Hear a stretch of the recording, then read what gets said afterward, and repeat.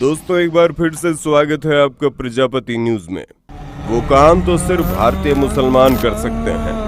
दोस्तों भारत एक धर्मनिरपेक्ष देश है जिसका समय समय पर सबूत मिलता रहा है, लेकिन अगर आपको अभी भी इस बात पर थोड़ा सा भी डाउट है तो इस वीडियो को देखने के बाद आपके दिमाग की सारी शंकाएं दूर हो जाएंगी, क्योंकि आज हम आपको कुछ ऐसी चीजों के बारे में बताएंगे जो केवल भारतीय मुसलमान ही कर सकते हैं।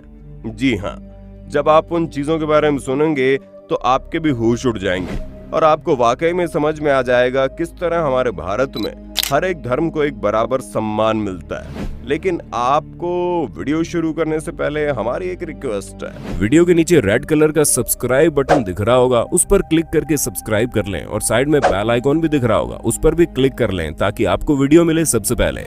दोस्तों जैसा कि आप जानते हैं, इस दुनिया में बहुत से ऐसे देश हैं जहां अपने धर्म के त्योहार मनाने या फिर कोई भी धार्मिक चीज करने से मना किया जाता है, लेकिन भारत में मुसलमानों को किसी भी त्योहार मनाने से मना नहीं किया जाता।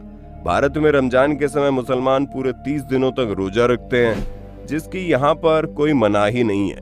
लेकिन अगर हम चाइना के बारे में बात करें तो हालात कुछ और ही बयां करते हैं। चाइनीज गवर्नमेंट के द्वारा लागू किए जाने वाले नए नियम के अनुसार चाइना के नॉर्थ वेस्ट में स्थित जिंगजियांग रीजन में छात्रों, government agency, local party organisation, civil servant और गवर्नमेंट ऑफिस में काम करने वाले मुस्लिम लोगों के ऊपर रमजान में रोजा रखने पर प्रतिबंध है। जी हाँ, वो इन जगहों पर रहकर खुद से भूखे भी नहीं रह सकते, जबकि भारत में ऐसी कोई मनाही नहीं है, क्योंकि हमारा भारत एक ऐसा देश है जहाँ किसी भी धार्मिक मान्यताओं का अपमान नहीं किया जाता। और इतना ही नहीं, यहाँ पर पासपोर्ट का आवेदन करने के लिए भी इस बात को दरकिनार कर दिया जाता है कि आप हिंदू हैं या मुसलमान या फिर किसी और धर्म या जाति से संबंध रखते हैं। आप एक भारतीय होने चाहिए, बस इतना काफी है। भारत का पासपोर्ट हासिल करने के लिए आपको ये सब नहीं सहना पड़ेगा। पर दोस्तों कई देशों में मुसलमानों को हिंदुस्तान जैसी स्वतंत्रता प्राप्त नहीं है, क्योंकि उन देशों में जब तक आप ये साबित नहीं कर देते कि आप अपने धार्मिक विश्वासों के साथ कितनी निष्ठा रखते हैं, तब तक आपको पासपोर्ट जारी नहीं किया जाएगा। उदाहरण के तौर पर अगर पाकिस्तान को देखा जाए तो दोस्तों ये बहुत दूर नहीं है, हमारा पड़ोसी मुल्क है जो कभी भारत का हिस्सा हुआ करता था। लेकिन यहाँ पर अगर आपको पासपोर्ट चाहिए तो आपको अपने असली मुसलमान होने का प्रमाण देना पड़ता है, क्योंकि बिना प्रमाण दिए आपको पासपोर्ट नहीं मिलेगा, जिसके लिए आपको ये दिखाना होता है कि आप पैगंबर साहब पर कितना विश्वास रखते हैं और अपने धर्म को कितनी आस्था और निष्ठा के साथ मानते हैं। यही वजह है कि पाकिस्तान में अहमदीस पासपोर्ट पाने के लिए एक डिक्लेरेशन फॉर्म पर साइन करना पड़ता है, जिस पर लिखा होता है कि अहमदीस मुसलमान नहीं है, जबकि भारत में ऐसी कोई नौटंकी नहीं होती। आपको अगर पासपोर्ट चाहिए तो आपको बड़ी आसानी से मिल जाएगा, फिर चाहे आप किसी भी धर्म जाति से ताल्लुक क्यों न रखते हों। दोस्तों भारत में लोग अपने धर्म के हिसाब से अपनी वेशभूषा और पहनावे को पहन सकते हैं, उसके लिए उन्हें कोई मना नहीं करता। अगर कोई इंसान हिंदू है तो भगवा रंग का कुर्ता पजामा पहनकर घूम सकता है, अगर कोई मुसलमान है तो वो दाढ़ी और टोपी के साथ अपने धर्म को दिखा सकता है। ठीक इसी तरह सिख लोग अपने सिर पर पगड़ी पहन सकते हैं। लेकिन चाइना की अगर बात करें तो वहाँ रहने वाले मुसलमान ना तो अपनी इच्छा से दाढ़ी बढ़ा सकते हैं, ना ही धार्मिक कपड़े पहन सकते हैं। चीन सरकार के नए नियमों के मुताबिक उन पर कई प्रकार की बंदिशें लगी हैं। दोस्तों भारत के मुसलमानों को ये पूरी आजादी मिलती है कि वो किसी भी देश में घूमने, पढ़ने या फिर व्यापार करने के लिए जा सकते हैं। भारतीय मुसलमान किसी भी देश की यात्रा करने के लिए स्वतंत्र हैं और भारत में होने वाले उनको किसी भी देश का वीजा बड़ी आसानी से प्राप्त हो जाता है। लेकिन सभी देशों के मुसलमान इतने ज्यादा भाग्यशाली नहीं होते। Syria, Libya, Iran, Somalia, Sudan और यमन देशों के मुसलमानों पर अमेरिका जैसे कई और देशों ने अपने देश आने पर प्रतिबंध लगा रखा है और उन्हें वहां का वीजा नहीं दिया जाता। यानी अगर कोई सीरिया में रहने वाला मुसलमान चाहे कि वो अमेरिका में घूमने जाए या फिर पढ़ाई करने जाए तो अमेरिका उसे अपने देश में आने ही नहीं देगा। इसी वजह से उन देशों के मुसलमान अपने देश में सीमित होकर रह जाते हैं और उनकी कभी तरक्की नहीं हो पाती, जबकि भारत में रहने वाले मुसलमान लगातार तरक्की पर तरक्की किए जा रहे हैं।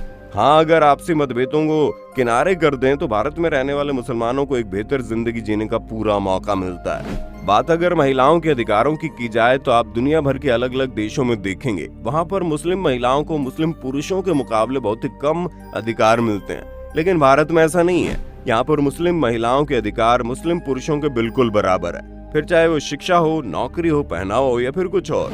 यहाँ पर महिलाओं से जोर जबरदस्ती बुर्का पहनने को भी नहीं कहा जाता, न ही उनके पहनावे पर कोई आपत्ति जताई जाती है। वो अपनी स्वतंत्रता के हिसाब से अपनी जिंदगी जी सकती है। पर विश्व में ऐसे बहुत से देश हैं जहां पर मुस्लिम महिलाओं को आजादी से जिंदगी तक नहीं जीने दी जाती। अब जैसे कि ऑस्ट्रिया को ले लो, जहां सार्वजनिक जगहों पर बुर्का पहनने पर प्रतिबंध लगाया गया।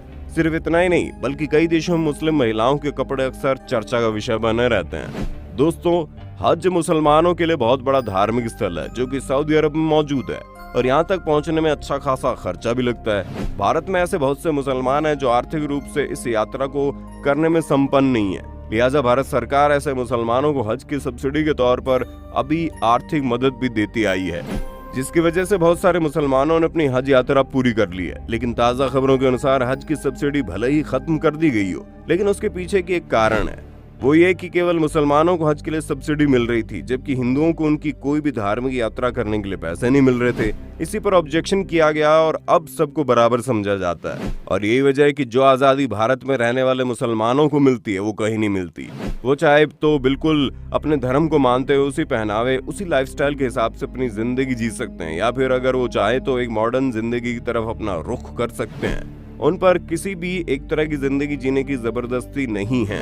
इन सारी चीजों के बाद आप क्या कहना चाहेंगे, कमेंट में बताइए ना।